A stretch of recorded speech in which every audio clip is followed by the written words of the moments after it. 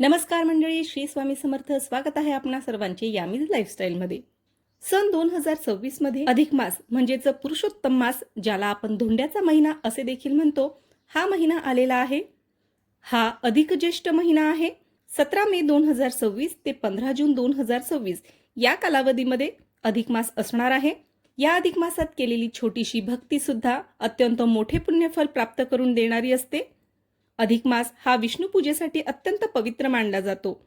या काळात शुभ कार्य म्हणजे जसे की लग्न, गृहप्रवेश निषिद्ध असून सात्विक भक्ती आणि दान धर्माला अनन्यसाधारण महत्त्व आहे. अधिक मास हा अत्यंत पुण्यदायी मानला जातो. या महिन्यात केलेले जप, दान, व्रत आणि पूजा विशेष फलदायी असते.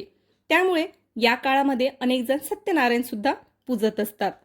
अधिक मासामध्ये सत्यनारायण पूजेला अनन्यसाधारण महत्त्व आहे, कारण अधिक मास हा भगवान विष्णू यांना समर्पित मानला जातो. सत्यनारायण हे विष्णूचेच एक रूप आहे. घरातील सुख शांती, आर्थिक स्थैर्य टिकण्यासाठी, मनोकामना पूर्ण होण्यासाठी, कौटुंबिक मंगलासाठी सत्यनारायणाची पूजा करणे अत्यंत फलदायी असते. धार्मिक श्रद्धेनुसार अधिक मासात केलेली पूजा अनेक पटीने पुण्य देते असे मानले जाते. अधिक मासामध्ये संपूर्ण महिनाभर सत्यनारायणाची पूजा केली तरी सुद्धा चालते. तसेच किमान 7, 9, 11, 21, 51 किंवा 108 वेळा सत्यनारायणाची पूजा केली तर ही पूजा अतिशय फलदायी मानली जाते. किंवा अधिक मासात कोणत्याही शुभ दिवशी सुद्धा पूजा करता येते. विशेषतः गुरुवार, पौर्णिमा, एकादशी, संध्याकाळचा प्रदोष या काळामध्ये सत्यनारायण पूजणे अतिशय शुभ मानले जाते. सत्यनारायणाची पूजा साधारणतः सकाळी किंवा संध्याकाळी केली जाते. आपण इथे अत्यंत साध्या सोप्या पद्धतीने पूजा पाहणार आहोत. आता आपण पाहूया सत्यनारायण पूजेसाठी कोणकोणते साहित्य आवश्यक आहे.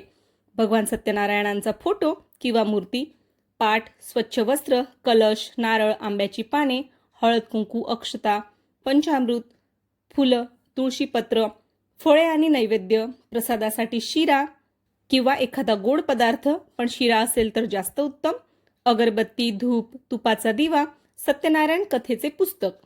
हे सर्व साहित्य पूजा मांडणीपूर्वी जवळ घेऊन बसावे. आता आपण पाहूया पूजा कशी करावी. सर्वप्रथम आपण ज्या ठिकाणी पूजा मांडणार आहोत ती जागा स्वच्छ करून घ्यावी. साधारणतः देवघराच्या बाजूला तुम्ही ही पूजा मांडू शकतात. घर स्वच्छ करून ईशान्य दिशेला हा पाट मांडावा.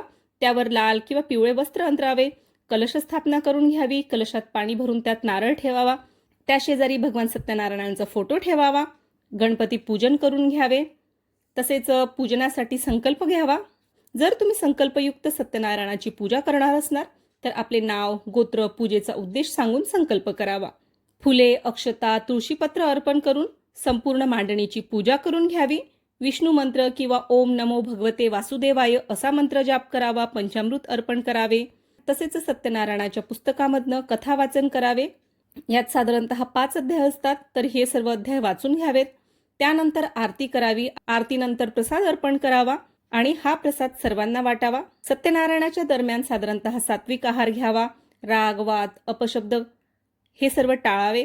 पूजेनंतर दान केल्यास अधिक पुण्य मिळते. मी इथे ही घरगुती पूजा कशी करावी हे सांगितलेले आहे. जर तुम्ही ब्राह्मण देवांना बोलावून ही पूजा मांडू इच्छित असणार तर अतिशय उत्तम. किंवा घरच्या घरी साध्या सोप्या पद्धतीने सत्यनारायणाची पूजा केली तरी सुद्धा चालेल, कारण देव हा फक्त भक्तीचा भुकेला असतो. त्यामुळे अधिक मासामध्ये प्रत्येकाने किमान एकदा तरी सत्यनारायणाची पूजा अवश्य करावी.